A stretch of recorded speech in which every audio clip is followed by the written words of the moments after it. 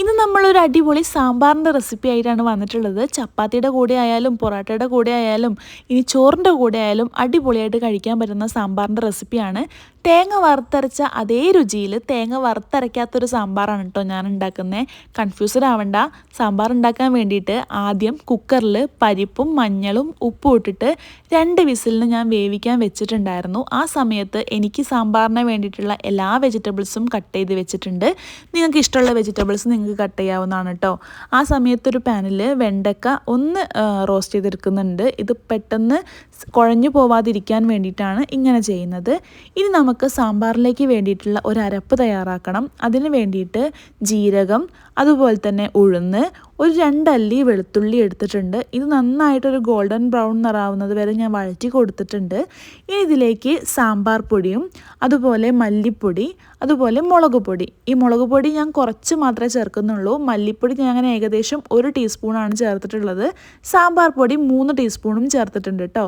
ഇതൊന്ന് പച്ചമണം മാറുന്നത് വരെ ഒന്ന് വറുത്തെടുക്കുക. ഈ സമയത്ത് സ്റ്റൗ ഓഫ് ചെയ്ത് വെക്കാൻ മറക്കരുത് കേട്ടോ. അപ്പോൾ അതവിടെ ആയിക്കൊണ്ടിരുന്ന സമയത്ത് അത് നന്നായിട്ട് പേസ്റ്റ് ആക്കിയിട്ട് അരച്ച് വെക്കുക. ആ സമയം കൊണ്ട് നമ്മളെ പരിപ്പ് വെന്തിട്ടുണ്ടാവും. അതിലേക്ക് നമ്മൾ കട്ട് ചെയ്ത് വെച്ചിട്ടുള്ള വെജിറ്റബിൾസ് ചേർത്ത് കൊടുക്കാം. മുരിങ്ങയ്ക്ക ഈ സമയത്ത് ചേർത്ത് കൊടുക്കരുത്. എൻ്റെ അടുത്ത് ഇല്ലാത്തത് കൊണ്ട് ഞാൻ ചേർക്കുന്നില്ല കേട്ടോ.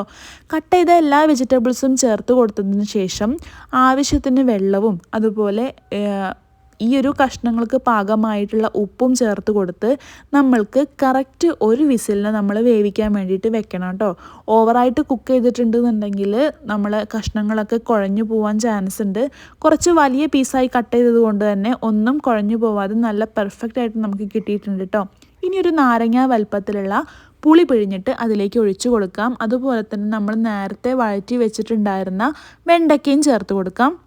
ഇനി ഇതിലേക്ക് ആവശ്യത്തിന് ഉപ്പ് ചേർത്ത് കൊടുക്കുക. ഇനി നേരത്തെ അരച്ച് വെച്ചിട്ടുള്ള അരപ്പ് അതും ചേർത്ത് കൊടുത്ത് അതേ ജാറിൽ തന്നെ കുറച്ച് വെള്ളം ഒഴിച്ചിട്ട് എനിക്ക് എത്ര ഗ്രേവിയാണോ വേണ്ടത് അത്രയും ഗ്രേവി ഞാൻ ഇതിലേക്ക് ഒഴിച്ചു കൊടുത്തിട്ടുണ്ട്.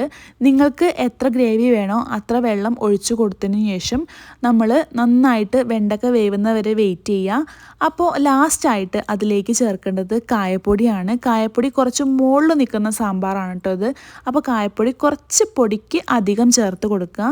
ലാസ്റ്റ് കടുകും കറിവേപ്പിലയും വറ്റൽമുളകും കൂടി വറവിട്ട് കുറച്ച് മല്ലിയിലയും ഇട്ട് കഴിഞ്ഞിട്ടുണ്ടെന്നുണ്ടെങ്കിൽ നമ്മളെ പെർഫെക്റ്റ് ആയിട്ടുള്ള സാമ്പാർ റെഡി ആയിട്ടുണ്ട്. ഉണ്ടാക്കി നോക്കാത്തവരുണ്ടെന്നുണ്ടെങ്കിൽ ഉറപ്പായിട്ടും ഉണ്ടാക്കി നോക്കുക. ആദ്യമായിട്ടാണ് എൻ്റെ ചാനൽ കാണുന്നതെന്നുണ്ടെങ്കിൽ സബ്സ്ക്രൈബ് ചെയ്യുക, അതുപോലെ തന്നെ സപ്പോർട്ട് ചെയ്യുക. ഇനിയും ഇതുപോലെയുള്ള വീഡിയോയിൽ കാണുന്നത് വരെ ബൈ.